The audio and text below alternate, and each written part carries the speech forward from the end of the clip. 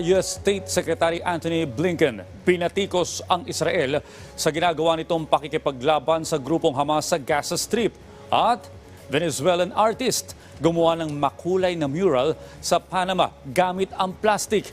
Si Joyce Salamatin sa sentro ng balita.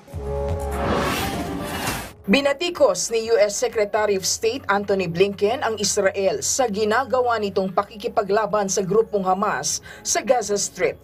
Sa ulat na isinumite ng State Department sa US Congress, pinuna nito ang hindi umano pagsasagawa ng best practices ng Israel Defense Forces upang mapigilan ang pagdami ng mga sibilyang nadadamay sa bakbakan.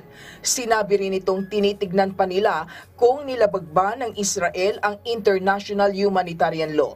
Sa ngayon ay nagpapatuloy pa rin ang panawagan ng mga pro-Palestinian protesters sa mga universidad sa Estados Unidos. Nasaksihan ng mga residente ng Nashville, Tennessee sa Estados Unidos ang Northern Lights o ang Aurora Borealis. Ayon sa mga otoridad, maaaring makita ang nasabing phenomenon sa mga lugar tulad ng Northern California at Alabama. Napansin ng mga scientists na mayroong hindi bababa sa 7 coronal mass ejections na nanggagaling sa outer atmosphere ng araw na papunta sa direksyon ng daigdig. Ang Aurora Borealis ay dulot ng solar flares na lumilikha ng matinding geomagnetic storm conditions na gumagawa ng magagandang liwanag sa kalangitan. Isang artist naman sa Panama ang gumawa ng mga makukulay na mural gamit ang mga takip ng plastic bottle. Ang nasabing mural ay may habang 200 metro na nilikha ng Venezuelan artist na si Oscar Olivares. Nagtulong-tulong ang mga residente para mabuo ang nasabing mural.